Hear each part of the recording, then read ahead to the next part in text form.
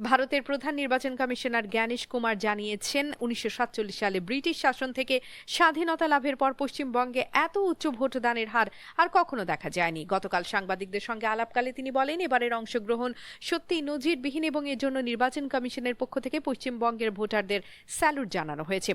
পশ্চিমবঙ্গের বিধানসভার মোট আসন ২৯৪টি। এবারে নির্বাচন ২ দফায় অনুষ্ঠিত হচ্ছে। প্রথম দফার ভোট গ্রহণ হয় ২৩ এপ্রিল, যেখানে ১৬টি জেলার ১৫২টি আসনে ভোট নেওয়া হয়। দ্বিতীয় দফায় আগামী ২৯ এপ্রিল বাকি ৮ জেলার ১৪২টি আসনে ভোট হবে।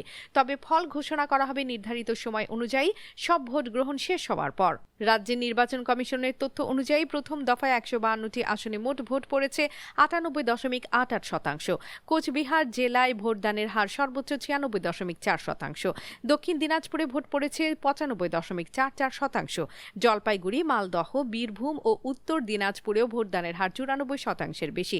দার্জিলিং ও কালিম্পংয়ে ভোটের হার ৯০%-এর নিচে থাকলেও অন্যান্য জেলাগুলোতে ৯০%-এর উপরে ভোট পড়েছে।